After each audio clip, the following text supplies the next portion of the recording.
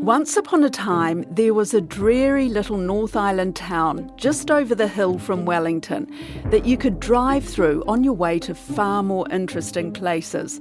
It had a main street of tired-looking shops, certainly nothing that would make you stop on your way to Martinborough's vineyards. At the north end was one second-hand bookshop that was quite good. Flip over a few chapters to today. Featherston is a thriving and vibrant place to be, something unique as small towns go. I'm Sharon Brett-Kelly. Today on The Detail, how Featherston has gone from a broken town, tagged as the pea and murder capital of the region, to an international book town in just 10 years. Just a great thing to be proud of, to have all these bookshops. Psychology down to you name it. We've even had penthouses in here. Is that right? What do you do with that? They come in, we sort of put them to the side and they go out extremely quickly. Hunting and fishing is always popular. Trying to get hold of good quality hunting books is kind of quite challenging because people don't want to part with them. You've cornered the market in rolling pins, second-hand rolling pins. I have taxidermy in here too. Oh, do you? And we decided to get these really old books and then fold them and then dip them into like a borax solution. And so these books have all been made by us and they are crystallised books. And now people seem to really appreciate holding a book in their hands again and actually kind of finding the sense of turning pages is more absorbing, it's more accessible. But does it risk becoming a victim of its own success? If the landlord puts up the price too much, you'll have to walk away. I think we would, realistically, yeah. It's resolving that tension between a flourishing town, which starts to get prosperous and rents going up, but allowing businesses like Dan's to survive. We'll have more tall tales from the booksellers, but let's go back to chapter 1 of the Booktown saga. I'm in the living room of Peter and Mary Biggs, where there are floor-to-ceiling bookshelves. They're a force behind the annual Karukatea Booktown Festival in May, when Featherston's population quadruples. We've been book lovers all of our lives, and we have an overflow of books. In fact, I was making plans for more bookshelves upstairs, which I haven't told Mary about yet. And then we've got 5,000 more books in a container on the farm. I think Siegfried Sassoon, the poet, called them my deathless friends. And that's how I regard books. They're my friends. You can't bear to throw any out? I can't bear to throw them out, and they'll survive me. What was Featherston like 10 years ago? It was not good. In fact, it was very bad. So Featherston was once a very prosperous town. The reforms of the 1980s under the fourth Labour government were not kind to a lot of rural towns, and Featherston got very, very damaged by that. The neighbouring towns, Martinborough, Greytown, have reinvented themselves really well and very positively, but Featherston, for many reasons, was just stuck in a slough of despond, as John Bunyan would say, and couldn't seem to get out of it. And in fact, a previous mayor said to me, we don't know as a council what to do with Featherston. So Booktown, which was our lovely neighbour Lincoln Gould's idea, Featherston becoming a booktown, well, it was a genius idea, and a group of locals grabbed it and made it happen. What does that even mean, a book town? Well, a book town is normally a rural village or small town, usually close to a major city that's fallen on hard times. And it becomes a place of focus on the artefact of the book, and through that regenerates itself. Now Featherston has a distinct positioning as a book town, and it has a reason for people to visit it. And of course the Booktown, the annual Karukatea Featherston Booktown Festival, has become an important part of this country's cultural landscape now. And when you first set out with this idea, what was the reaction of people? I mean, did everybody kind of believe that this could be the thing that turned the town around? I think there was a mixture of excitement and bewilderment. Excitement that, well, this is an opportunity for Featherston and somebody's making it happen. I think also bewilderment that can books really drive that kind of transformation. When I first thought we've got something really good happening here, we had a True Stories Told live event at the Royal Hotel. There were well over 100 people. I think it began at 7, finished at 8:30. I was running up and down the main street begging the restaurants to stay open, and not one of them wanted to. Well, we're in the little township now and about to head into one of its 7 bookstores. So I'm Dave Adams, the owner with my wife of the Dickensian bookshop and tea rooms. Why a Dickensian bookshop? I think I particularly wanted to associate my business with Victorian literature or good quality literature. And I would have used the word Victorian, but because of Australia, it gets a bit confused over here. So I thought Dickensian was a nice way of kind of associating with that period of writing, really. So all the books here are from that period? No, not quite, no. I was going to say.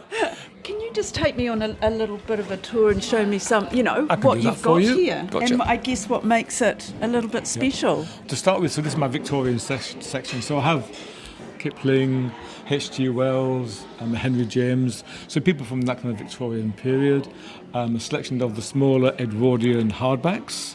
And I love selling those to a lot of students by those because they're just a handy size for them. Where do you source them all from? I mean, especially the rarer ones. Most of them these days are coming from estates, so a lot of it is either people downsizing and moving into smaller homes as they get older, or parents passing on and their children kind of wanting to sell their books to us. You've got enough business and interest to obviously stay open and be successful. Indeed, yeah. It's funny about kind of with second-hand books and bookshops, the margins are quite small, so you had to play the long game with these books. So a book might sit on the shelves for 4 or 5 years before that buyer comes along to buy it. We do make a small profit, but it would never be an income for anyone, I think, just doing this alone. So we have the tea rooms as well to help kind of support the book size part of the business. Should we continue? So we'll walk around a bit more. Yeah. So I do have books from the 1960s and 50s as well. I'm quite passionate about keeping authors alive as well. So people like John Fowles from the 60s, Paul Gallico, names that tend to have disappeared over time. So I have a nice selection of hardbacks from then. We have a sci-fi section, and again, I like to focus on older sci-fi from the 50s, 60s and 70s, that kind of era. Reading goes through trends, doesn't it? The sci-fi trend seems to have had a resurgence. Indeed, yeah, definitely. I think fantasy is starting to pull back a bit. Fantasy took over sci-fi for a good 20 or 30 years. And I think science fiction is starting to kind of get back a bit because people are getting a bit more tired, I think, of the fairy world, dare I say, and the fantasy world. Do books have a shelf life? Yeah, it's interesting. I'm just aware at the moment because Alexander McCall Smith and his lovely books about South Africa and his detective agency. 2 or 3 years ago, they were really popular and moving off the shelf quite quickly. And over the past year, it's suddenly really dried up, and I get very few of those going now. So I start to see a trend where particularly popular authors will have a peak of maybe 2, 3, 4 years, like Dan Brown and the Demons, of course. What do you do with them? I have a free trolley, so so I find if books that are either not selling or in poor condition are just not suitable for the shelves, I'll put out and we have a free trolley outside. Do you ever have to throw them away? Very, very rarely. Moving along, philosophy is definitely kind of causing a lot of interest at the moment. I find over the COVID period, particularly in those years afterwards, there was definitely people starting to question and ask questions again about society, about mankind, about what we were doing. So I found philosophy has had a little bit of an upsurgence recently. Right, so there's still a hunger for books then? It's been a real pleasure doing this, because I think when we started that, you wasn't really sure about how second-hand books were going. The Kindle had just came out, I think, 6 years ago, and the Kindles were everywhere on the trains, and you could see that sudden change. And after the first 2 years of Kindles, you could start to see that reduction in them on the train again. And now people seem to really appreciate holding a book in their hands again and actually kind of finding the sense of turning pages is more absorbing, it's more accessible, and I think people kind of enjoy the journey of reading literature, I think, in a book. Side by side on Fitzherbert Street are the Deli Say Cheese and Mr. Feather's Den, owned by Sue Ryan and Paul Broughton. Paul is the cheesemonger, while Sue's shop is like an emporium set up to suit her passions. My ridiculous business model includes going out and buying brand new beautiful books for me to read, and then if I don't want to keep them in the bookshelf upstairs, I will resell them, one reader only, sort of, and, at nowhere near the original price, usually less than half. So that's what I mean, a ridiculous business model. But it suits me because I love buying new books. Right, that's your passion. And reading them. And reading them, obviously. But also along the way, you're like you say, you've cornered the market in rolling pins, second-hand rolling pins. I have taxidermy in here too. Oh, do you? Yeah, there's a pheasant, there's a couple of stuffed mice there, there's a rat, a fox, some more pheasants, some birds at the back there, duck. So 2012, you opened this shop. Yeah. Why did you call it Mr. Feather's Den. It is a bit of a den too, isn't it? It is. When I first opened, I had everything 70s because that's the sort of thing I was trying to create. Old curmudgeonly writer's den. And it's brought the town back to life, really. I mean, I think things were pretty depressing before this. Paul and I don't like to say that because we opened up before there was any sign of Booktown, as I said. He doesn't like to give all credit because he's to the been doing bookshops brilliantly. He's built a cheese factory here. We make our own cheese here. So his is a destination shop too. It is. It really is. Yeah. But also, I purchased books for his shop. So there's a whole big load of cookbooks and cheese books and things in there that they're just second-hand books. So you're secure. You're secure here. As far as we can be in retail, it's been a disgusting year, but things are picking up now. With the, you feel it? Yeah, the interest rates going down, and summer, or just sun, has really made things different. People out shopping. Across the road is the Royal Hotel. Not a bookshop, but it does have a room named after author Joy Cowley, former resident and patron of the festival.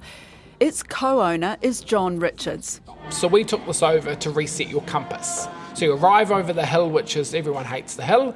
You arrive, you stop, you have a glass of wine, you have lunch, and you look around and see what the Wairarapa has to offer. And that's, I think, the turning point of that. You come over the hill, you have to come here to go over the hill. So the nice thing is if you are coming through, especially if you're travelling through Route 53, you have to stop. And then the town, because it's got a quirk to it, it's not cookie cutter. It's got lots of different buildings and stuff. And there's lots of things that it could improve on with, different buildings and doing it up and blah, blah, blah. But actually, the town has soul. And I think when you live in an area that's sort of like a poorer area, if I could say that, everyone huddles together and helps each other. It's got a really awesome community vibe. You can come here, you don't have to know anybody, and you'll meet people really quickly. You pop down to the local RSA, they welcome you with open arms. And I think that's what Booktown Festival offers, is that people in the town that wouldn't normally come into town every day come for the weekend. They pile into the bookshops. They, I think they do like dollar books and stuff. So everyone stacks up on books, and then they do the book swap. So people are constantly bringing books. Have you seen this one? Have you done that? And it just creates a bit of like energy. So you get the picture that these shops are not just bookstores, they are outlets for people's passions. At Loco, Virginia Kunz sells coffee and books from psychology tomes to penthouse magazines. Tara, go browse, make it look like we're busy. But mainly New Zealand authors, which is great. Fiction or non-fiction or both? Both. Are you surprised how, this little town is thriving because of its bookshops? Absolutely. Well, for other things, Yes. but the bookshops have kind of made it into a destination. Yes, and the number of people that come here and say these shops are fantastic. Featherston needs to build on this, like the Crystal shop down there, which is purple outside, and the other one that next door that's a burnt orange with gold on it, and I think things like that are making the place more lively. Okay. Why have you got a cornflakes packet up on the wall there? Well, that is the owner's. He's doing a Banksy. Oh, okay. It's sort of like his creative. Yes, his creative wall. side. And he's got another cornflakes packet out there, which is slightly different to this one, advertising, I think it's 50 years of cornflakes. He's about to put that one up too. I see. I mean, the thing that I'm noticing about this town, the longer I'm here, is that it seems like people feel free to show their Absolutely. creativity. There's no restrictions. No. Do what you like. Thank you, Virginia. Take care. Glorious day out there. Hope you get to enjoy parts of it. Okay, now we're going into this purple. Purple. This is Charlotte. Hello. Oh, it smells nice in here. That'll be the incense. You wouldn't think crystals and books go together, but in this shop they do. When we started, it was just the carpeted area, and within 2 months we were like, this is too small, we need a lot more space. So we knocked some walls down, and here we are 2 years later, growing strength to strength. And Why? What interests people? I think people are just looking for something different and new. You know, people are looking for feeling better, healing and that kind of thing. And I think with the crystals and the things that we offer through the shop, that people like that. And we've got like our second-hand corner over there, which my husband calls the husband corner. So the husbands can go and look at the vintage bits and bobs while the wives are looking at jewellery and stuff like that.